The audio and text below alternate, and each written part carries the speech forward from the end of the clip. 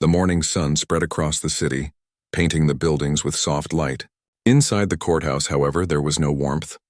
The marble floor felt cold, and the air carried the quiet tension that always seemed to live inside courtrooms. Every step echoed as people moved about, lawyers adjusting their files, clerks whispering instructions, and guards standing watch with blank faces. Michael Johnson walked through the wide wooden doors with calm, steady steps. He wore a plain gray suit, nothing flashy, nothing that would draw unnecessary attention. He liked it that way. His shoes were polished, but not too shiny. His tie was neat, his shirt crisp, and his expression unreadable. To most eyes, he looked like any other man coming to court, perhaps for a hearing or to support a family member. But Michael carried something deeper within him, an authority earned not through wealth or appearance, but through years of service. He was the nation's top prosecutor at the White House. His words had carried weight in the halls of power, his decisions had shaped policies, and his advice had guided presidents. Yet here in this courthouse no one knew his title, no one recognized his face. And Michael preferred it that way. The courtroom was already buzzing with people when he entered. Lawyers in dark suits shuffled papers, whispering strategies to their clients. A group of law students sat in the back rows, eager to watch real cases unfold. The audience benches creaked as people adjusted themselves. The smell of polished wood and old paper lingered in the air. Michael found a place near the front and sat quietly. His eyes scanned the room, taking in every detail. He noticed the way one attorney nervously tapped his pen, the way a young defendant wrung his hands together, and the way the judge's clerk moved with hurried efficiency, placing files neatly on the desk. Nothing escaped his notice. Then the door behind the bench opened and Judge Robert entered. He was a tall man with graying hair, a serious face, and eyes that often carried impatience. His black robe flowed as he moved, and the bailiff announced his arrival with a loud, "All rise." The room stood up as one, and Michael rose with them, his face calm. Judge Robert settled into his chair, tapping his gavel lightly on the wooden block. The sound was sharp, commanding instant silence. "You may be seated," the judge said in a firm voice. Everyone sat down, the benches creaking again under the movement. The atmosphere shifted into something heavier, more serious. Each person seemed to straighten their back as though bracing for the weight of justice. Judge Robert scanned the courtroom, his eyes narrowing as he looked at the people before him. He had presided over countless cases, and over time his patience had grown thin. To him, people often blurred into one category or another: defendants, complainers, talkers, or time wasters. His gaze finally landed on Michael, who sat calmly, hands folded in his lap.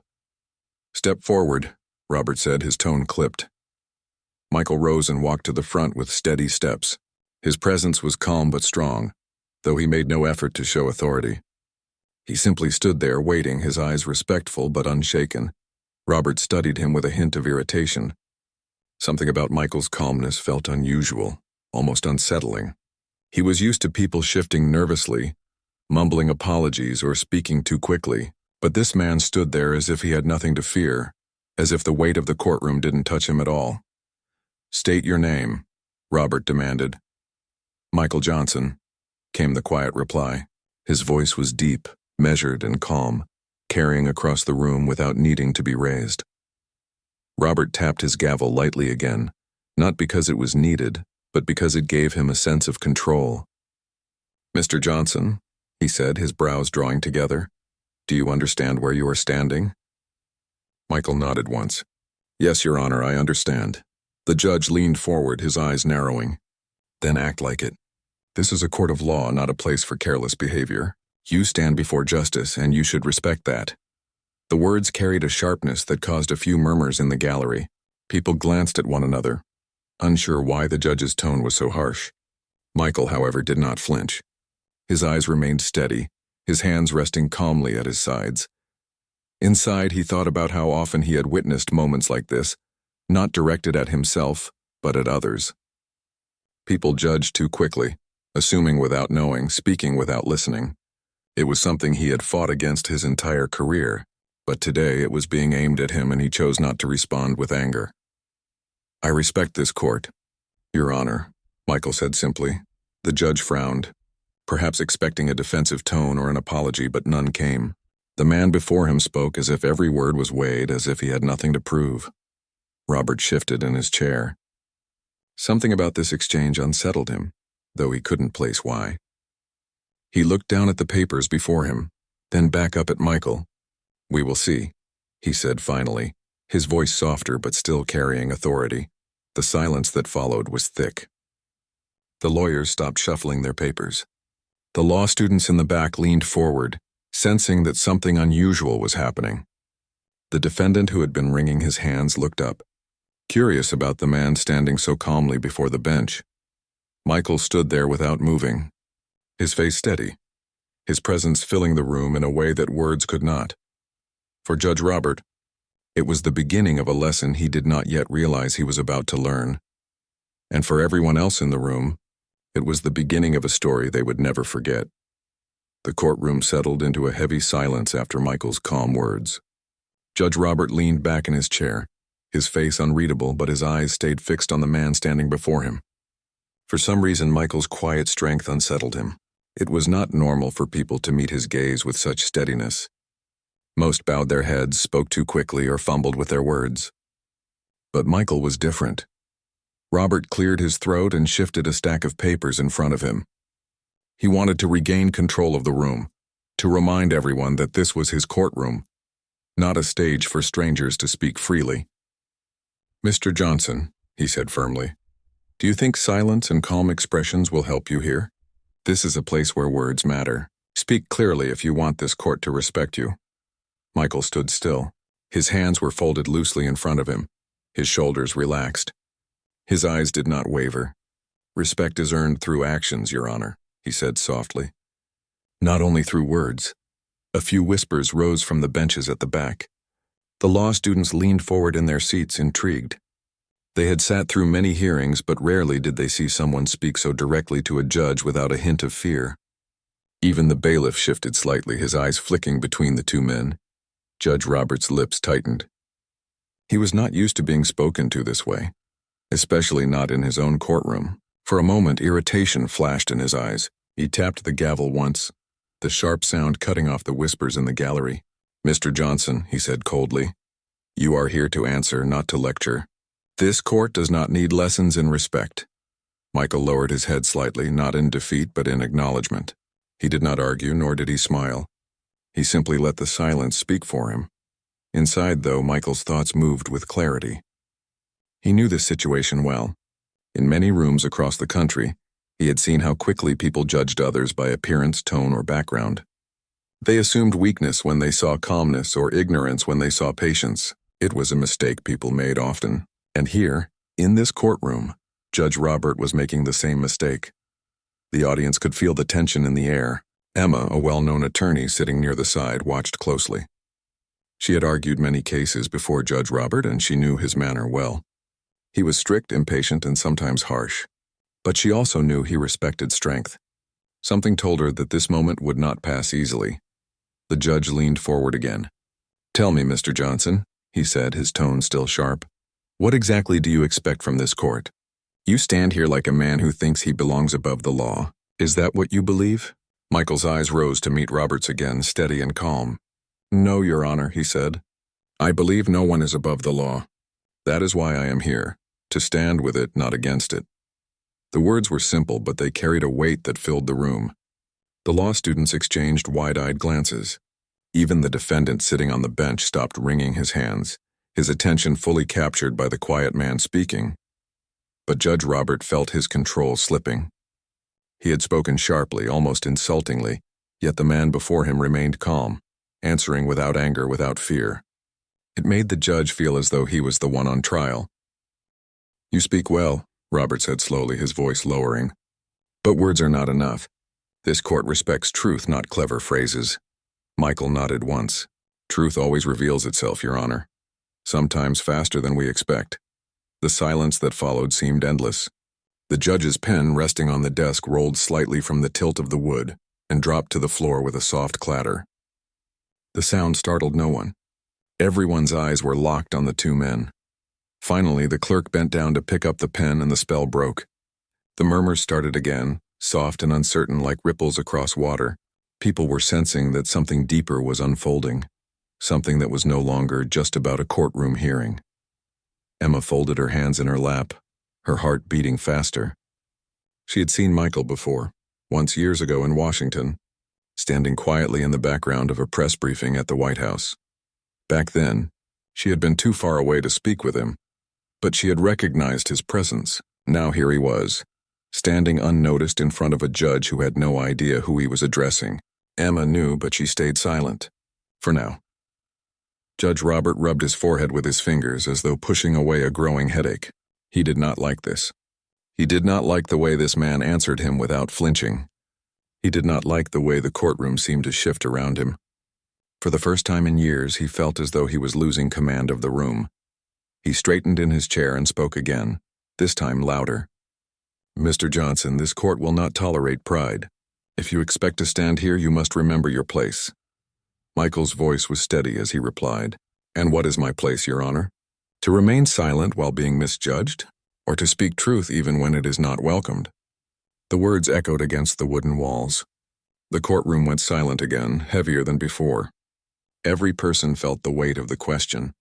Even those who did not fully understand the context could sense that something important was being said, something that reached beyond this single room. For a moment, Robert could not respond. His mouth opened, then closed again. The gavel sat untouched in his hand. He had been on the bench for decades, and rarely did anyone challenge his words. Yet this man had done so without raising his voice, without anger, and without disrespect. That was what made it powerful. The law students whispered among themselves, excitement clear on their faces. They knew they were witnessing something rare, a moment that would be remembered, discussed, and studied long after this case ended. Robert finally leaned back, his eyes narrowing once more. "We will continue this matter later," he said, his tone clipped. "For now, you may step back." Michael inclined his head slightly, then stepped back to his seat. He did not look proud or relieved. He simply looked calm, as though nothing unusual had happened. But for everyone else in the room, it was clear that something very unusual had taken place. Emma glanced at him again, her thoughts racing. Should she speak up? Should she reveal the truth? Or should she wait, let the lesson unfold naturally? She knew Michael's reputation well. He was not only the White House's top prosecutor, but also a man known for his belief in quiet justice, in teaching lessons through patience rather than power. Judge Robert shifted in his chair, tapping his gavel again, though there was no reason to. The sound rang out sharp and restless. He felt something inside him stirring, something he had not felt in years. Uncertainty. The courtroom moved on to the next case, but no one truly paid attention. Their minds lingered on the exchange they had just witnessed. Michael sat quietly, his eyes forward, his hands resting easily in his lap. He had no need to explain who he was. The truth would reveal itself soon enough, and when it did, the lesson would be remembered by all. The courthouse clock ticked loudly, though no one really noticed it. Everyone's attention was still tied to the memory of the sharp exchange between Judge Robert and Michael. Even as the next cases were called, people could not stop replaying the words in their minds. Michael, however, sat quietly in his seat, as though nothing had happened. His calm presence filled the room without demanding it. His back was straight, his eyes steady, and his breathing slow. He looked like a man who had learned patience not from books but from years of living in rooms where silence often spoke louder than speeches. Judge Robert shuffled papers on his desk. His face was stern, but inside his thoughts were not calm. He told himself to forget the exchange, to move forward, but the man's words kept echoing. Respect is earned through actions, not only through words. The judge had always believed his robe. His gavel and his bench gave him authority. People respected him because of his position, and that was enough. But Michael's words had shaken him. They suggested something deeper, that respect was not automatic, that it had to be deserved. The next few hearings moved quickly, but Judge Robert found himself distracted. His eyes often drifted toward Michael, who remained quietly seated. He looked ordinary, yet something about him did not fit the role of a common man. His posture, his tone, his presence, it all carried a weight that the judge could not explain. Emma, sitting a few rows away, noticed this too. She had known of Michael for years. She remembered reading articles about his work in Washington, where he fought tirelessly for fairness in the justice system. She had admired him from afar, never expecting to meet him in such an unexpected way. And now she watched as the judge unknowingly tried to put down a man who had argued cases before the most powerful leaders in the country. The air inside the courtroom felt thick, like a storm waiting to break. Finally, during a short break, Judge Robert leaned back in his chair and rubbed his temples. He called for a recess, and the bailiff announced it loudly.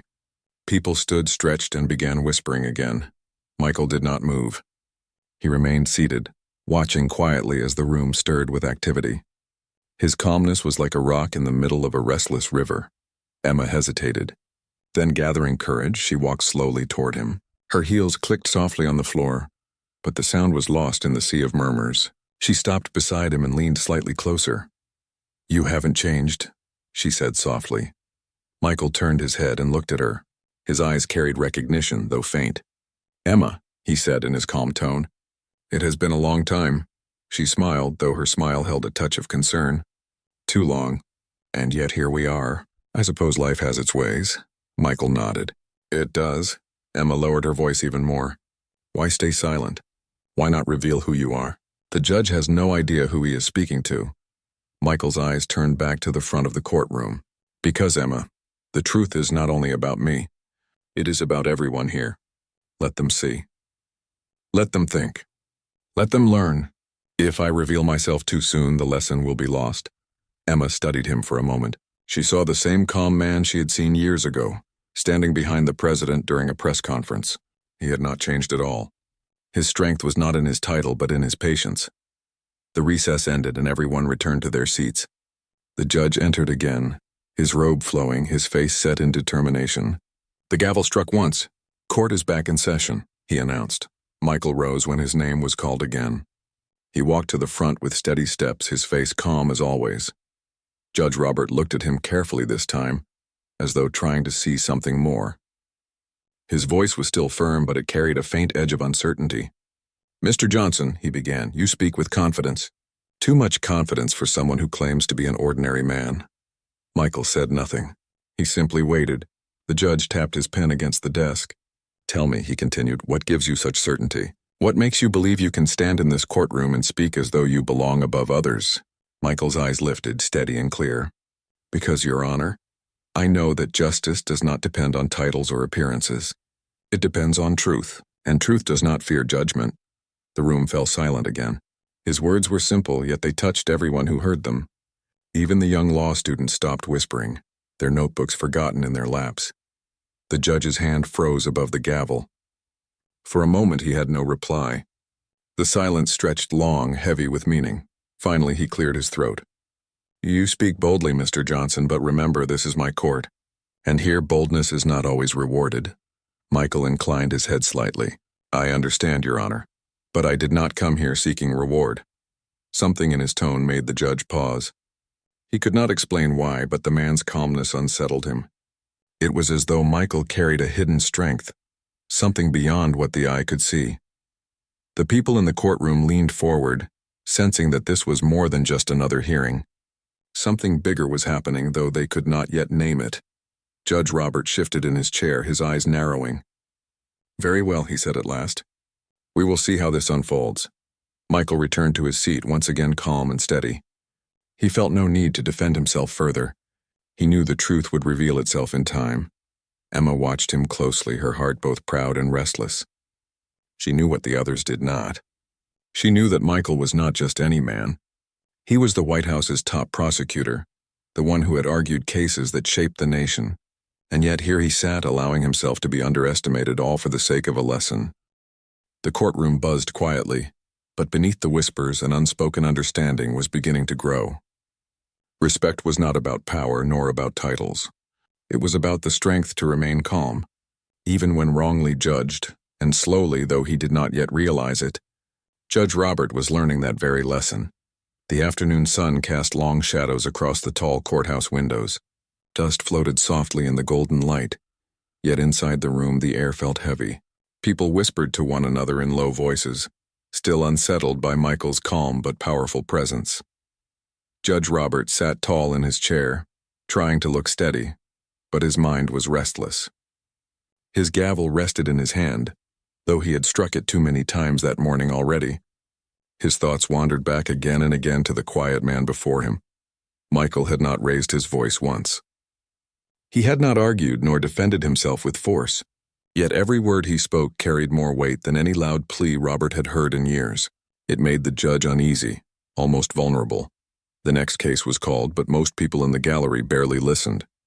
Their eyes kept drifting toward Michael, waiting for his next words, sensing that something important was building. Even the defendant in the next trial seemed distracted, glancing at him more than at the judge. Finally, Robert looked up, his patience thin. "Mr. Johnson, step forward again," he said, his tone clipped. Michael rose from his seat and walked calmly to the front. His steps were measured, his posture tall, his face calm. When he stopped, the room fell silent. The judge studied him closely. "You sit in this court like a man who knows something others do not," he said slowly. "You answer with certainty, yet you hide behind silence. What is it that gives you such confidence?" Michael met his gaze without hesitation. "Only truth, Your Honor," he said. "That is all." The judge frowned. His pride wrestled with his doubt. He wanted to press further, to challenge this man until he bent. Yet something deep inside told him it would not happen. And then from the side of the room, Emma rose. Her voice, clear and firm, broke the stillness. "Your Honor," she said, "perhaps it is time you understood who stands before you." All eyes turned toward her.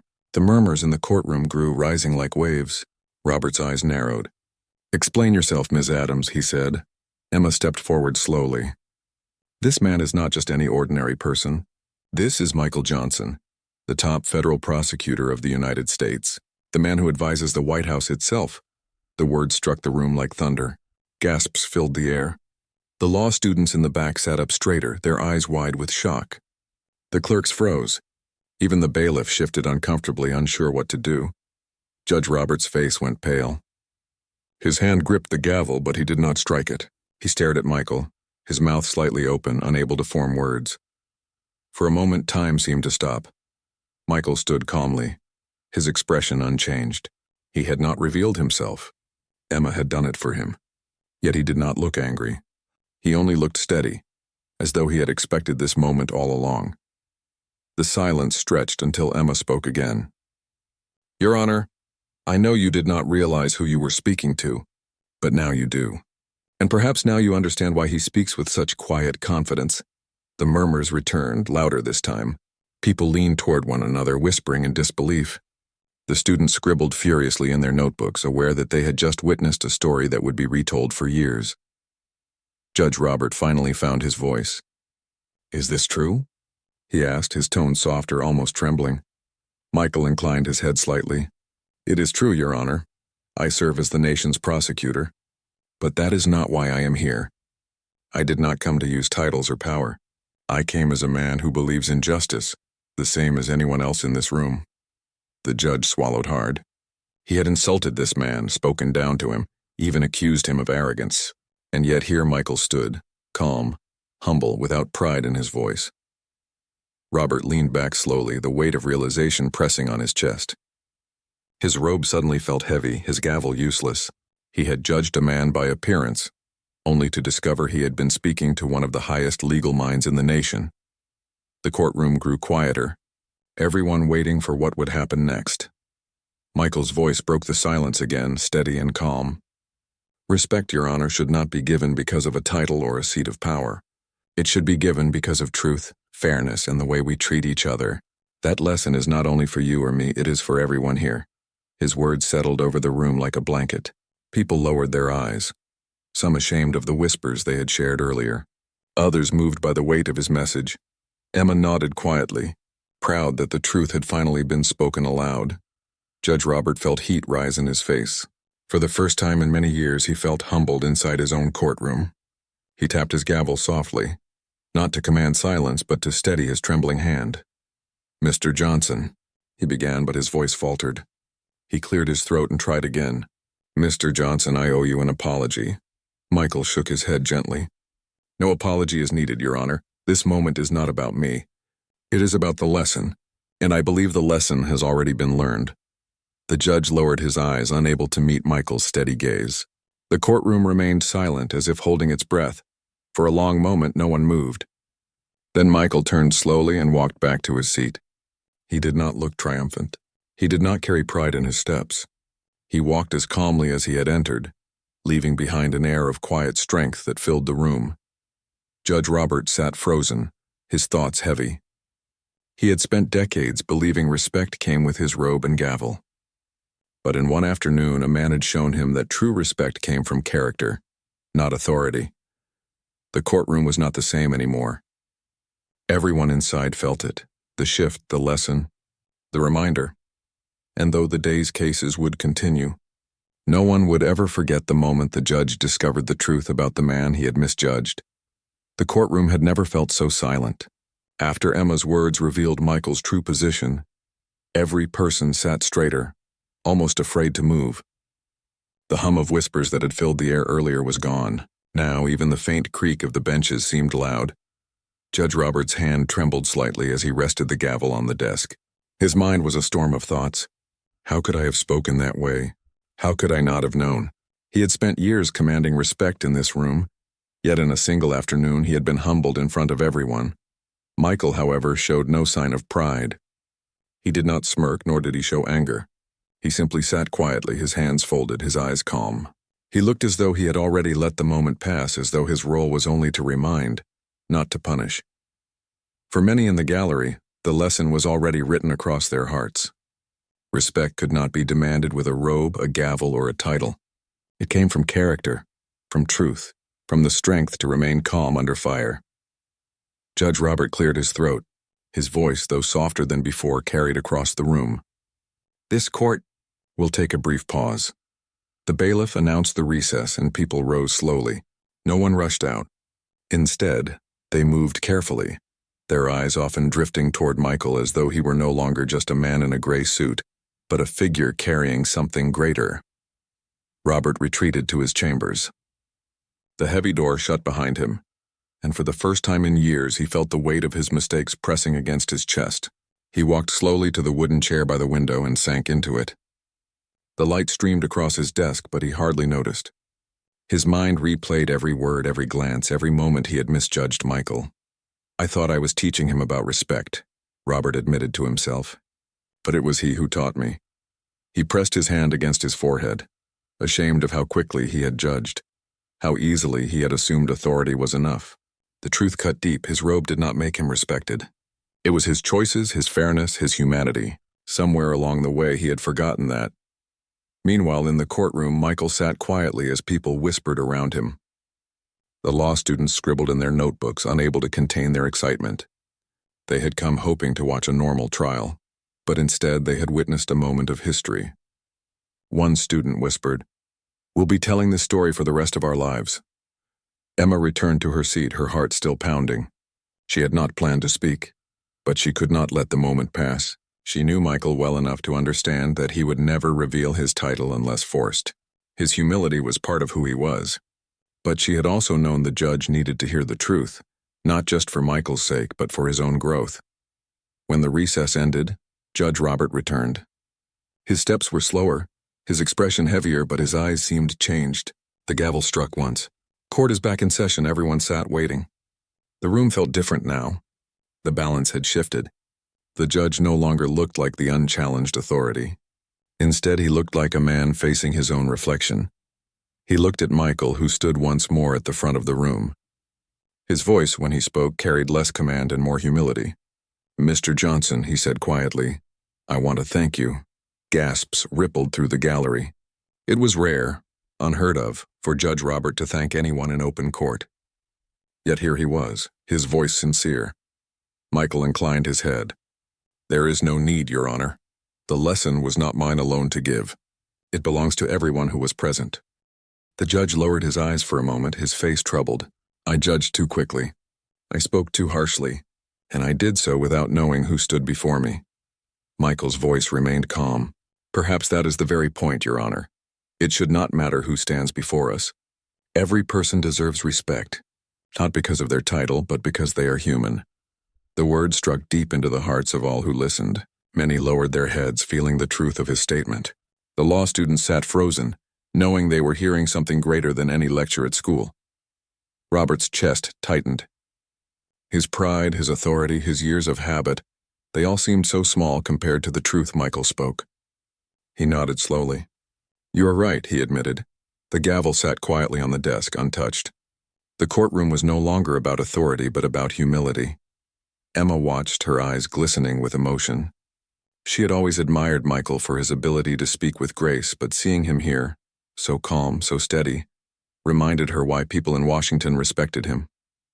He never demanded attention, yet people always listened when he spoke. The hearing continued, but the atmosphere was forever changed. Every word that followed felt lighter, as though the weight of arrogance had been lifted from the room. The judge spoke more carefully, choosing his words with respect. The lawyers, inspired by the moment, spoke with greater honesty. Even the defendant, who had seemed restless earlier, sat straighter, listening intently. By the time the session ended, the sun had lowered in the sky, painting the windows with a soft orange glow. People rose slowly, their faces thoughtful, their voices quiet. No one rushed out this time. They carried the weight of what they had witnessed, each person silently reflecting. Michael gathered his papers and stood. He did not linger for applause or recognition. He simply walked toward the doors with the same calm steps he had taken when he entered. As he reached the exit, Judge Robert called out, "Mr. Johnson." Michael turned slightly, his expression calm as ever. Robert stood, his hand resting on the desk. His voice carried across the room. "You reminded me today of something I had forgotten. For that I am grateful." Michael nodded once, then turned and walked out, his figure fading into the evening light. The courtroom remained still long after he had gone. People did not rush to leave. They sat quietly, as though wanting to hold on to the lesson a little longer. And in the judge's heart, a new understanding began to grow.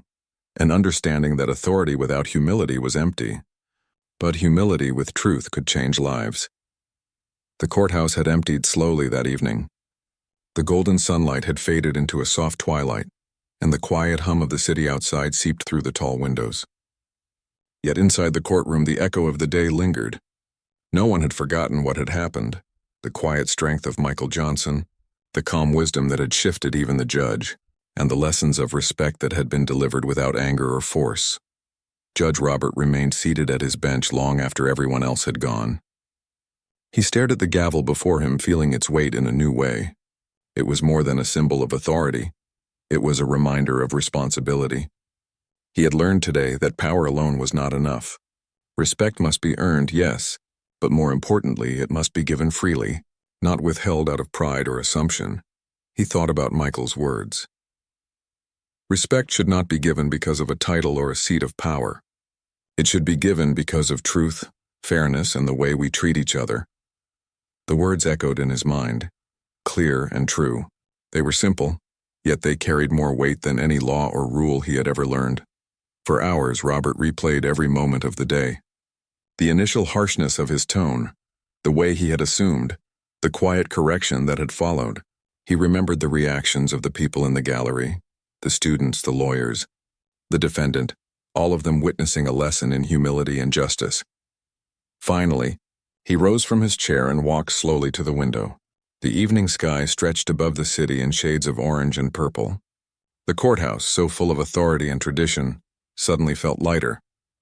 He understood now that justice was not only in the law, but in the way people treated each other, the way they listened, and the way they chose patience over arrogance. Meanwhile, Michael had left the courthouse quietly. He did not linger for recognition, nor did he seek praise. His strength had always been in action, not display. He walked calmly through the streets, his mind on the people he had left behind. The lesson he had delivered was not just for Judge Robert, but for everyone in that room and even beyond. Emma walked alongside him for a few steps, careful not to break his calm rhythm. "You handled that perfectly," she said softly. "No one could have done it better." Michael shook his head gently. "It was never about handling anything. It was about showing what is right. The truth does the work. We only need to be patient enough to let it speak." Emma smiled, inspired. She had spent her career advocating for fairness. Yet she realized that today she had learned something new, not from a speech, not from a law book, but from quiet strength in action. Back in the courthouse, Judge Robert sat once more in his chambers, reflecting on what had occurred. He made a decision then, a decision that would change not only his approach as a judge but also the way he treated everyone who came before him. He would listen more, he would assume less, and he would remember that every person carried unseen strength, just as Michael had shown. Days passed and the story of the courtroom spread quietly. Lawyers who had been present spoke to their colleagues, students shared what they had witnessed, and people in the city began to retell the lesson of humility, respect, and quiet strength. It was not a story of punishment or confrontation. It was a story of learning, of understanding, and of how respect can shift a room without force. Judge Robert found himself thinking of the day often.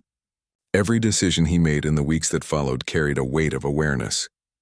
He treated people differently now, not because of their status but because he remembered Michael's words and the way he had delivered them with dignity. Even small interactions in the courthouse became lessons in patience and fairness. Michael continued his work at the White House, as he always had, quietly ensuring that justice was fair, that the truth was heard, and that respect was never assumed but always given. Yet he often thought back to the courtroom that day. It reminded him why his work mattered, not for recognition or titles, but for the ripple effect of teaching what is right through example. Emma continued to share the story with her peers, quietly ensuring that the lesson Michael had demonstrated reached as many as possible. She knew it was rare to see such humility paired with authority, and she wanted the world to understand the quiet power of patience, fairness, and respect. Months later, Judge Robert addressed his staff for the first time about what he had learned. He spoke honestly, without arrogance, without self-importance. "We often judge too quickly," he said.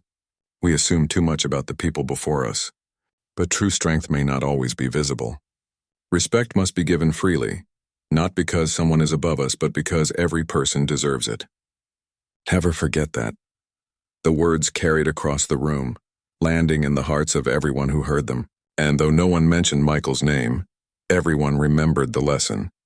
The courtroom itself seemed lighter after that day, as though the walls had absorbed a sense of humility and understanding that would remain long after the gavel fell. Michael's lesson became more than a single moment. It became a quiet force in the city, in the courthouse, and in the minds of all who witnessed it. People began to act with more thoughtfulness, to listen more carefully, and to withhold judgment until understanding was reached. And in the quiet moments, when Judge Robert sat alone in his chambers, or when law students reviewed their notes late at night, or when lawyers reflected on their cases, the memory of that calm man standing tall, speaking softly, yet carrying the weight of truth, remained. Michael Johnson had reminded them all that true strength did not shout. True respect was not demanded, and true justice was not only in the law, but in how people chose to treat one another. The courthouse, once a place of routine and authority, had become a place of reflection. The story of one quiet man had touched many, changing the way they would see the world forever. And though Michael had gone on with his work, the lesson he left behind continued to grow, spreading quietly, shaping hearts and reminding everyone that sometimes the greatest power lies not in titles, not in gavel strikes, but in patience, calm, and quiet strength. And so the memory remained. A courtroom transformed, a judge humbled, and a nation reminded that the smallest actions of respect and fairness can leave the deepest impact.